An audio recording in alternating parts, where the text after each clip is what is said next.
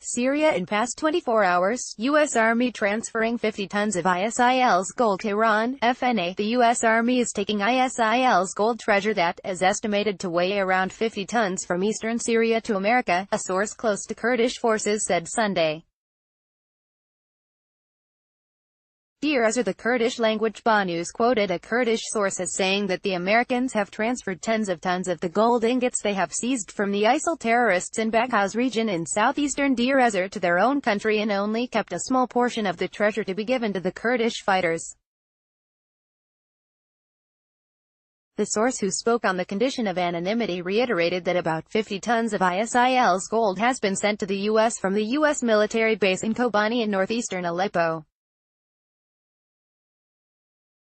The report comes as the U.S. has been using the airport in southern Kobani for transferring consignments and military equipment in recent years.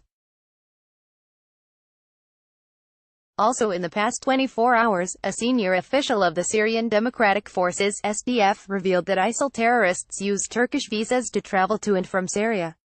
Mustafa Bali, the director of the SDF's media center, released the images of visas issued by Turkey for the ISIL terrorists in the town of Baghouz in southern Deir Ezzur. He added that tens of other similar visas have also been discovered, noting that they prove Turkey's collaboration with the ISIL for the free trafficking of its members to Syria. The visas released by Bali also showed the terrorists' easy trafficking from Turkey to Syria. Turkish President Recep Tayyip Erdogan had announced last month that Turkey's presence in Syria is legal based on a Adana agreement, concluded by Ankara and Damascus in 1998, while one of the most important paragraphs of the deal is preventing the traffic of terrorists to Syria and Turkey by both states. Hama, Idlib. The Pakistani government is participating in house-building projects in Idlib province near the border with Turkey. Media activists affiliated to the militant groups reported on Sunday that Islamabad is constructing a big township in the northern parts of Idlib province, adding that over 1,500 houses are being built in the northeastern parts of Al-Dana region in northern Idlib, which has been occupied by Al-Qaeda-affiliated terrorists and Wahhabi dissidents in Syria.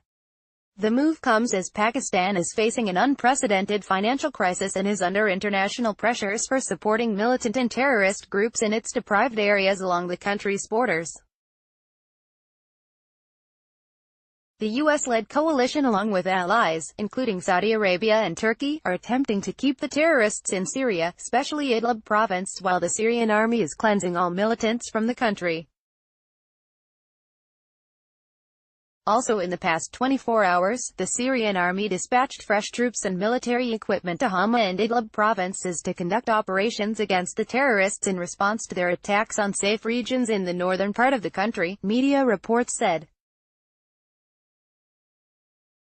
Large military convoys comprising hundreds of Syrian army troops together with a large number of trucks carrying different kinds of military convoys have been sent to the army's military bases in Idlib province, the Arabic-language Al-Watan newspaper reported. It noted that the Syrian army's military convoys arrived in northern Syria as government troops are preparing to conduct a vast operation against the terrorists in the region. The report came as the terrorists stationed in southern Idlib targeted and hit Marata power plant, and the village of Al-Safsafia in northern Hama and the town of Joran in northwestern Hama, causing heavy financial losses on the power plant. The Daily reported that the Syrian army also responded to the terrorists by pounding the movements and positions of Tahrir al-Sham al-Hayat, the Levant Liberation Border, the al-Nusra Front. The Syrian army's artillery units heavily pounded Tahrir al-Sham's military positions and movements in the surrounding areas of Markabe, Al-Atamaniya, Kafar Zita and Morak in northern Hama and Marat al-Numan in southern Idlib, destroying several positions of terrorists and inflicting heavy losses and casualties on them. Also in the past 24 hours, the Syrian army pounded the military positions and movements of Tahrir al-Sham al-Hayat and its allied terrorists in southern Idlib and northwestern Hama in response to their continued attacks on government forces, inflicting heavy losses and casualties on them.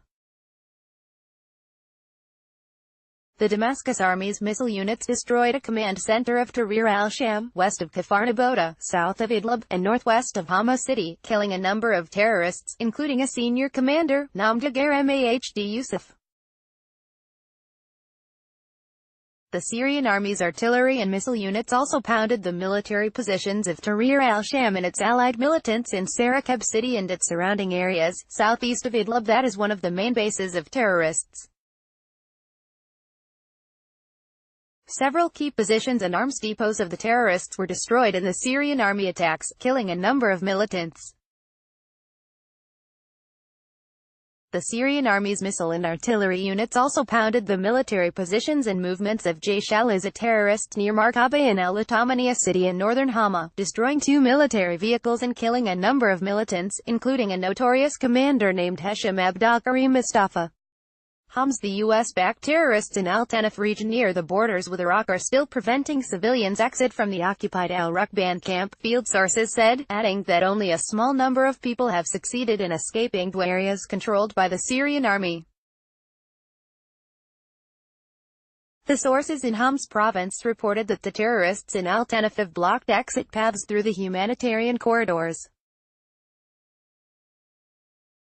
They added that the local council of Al-Rukban had also on Saturday announced in a statement that civilians, except patients and traders, are not allowed to go through the passageways. Chief of the Russian Reconciliation Center for Syria Sergei Solomon said on Friday that illegal armed groups inside the 55-kilometer zone impede the refugees' exit from the Rukban camp, intimidate them and spread fallacy concerning the real intentions of the Russian side in Damascus. According to reports, only 50 families have succeeded to escape towards the Syrian army points from Al-Rukban camp. The Rukban refugee camp is situated near the U.S. base in Al-Tanaf, Syria, around which U.S. forces in the area have established a 55 km deconfliction zone.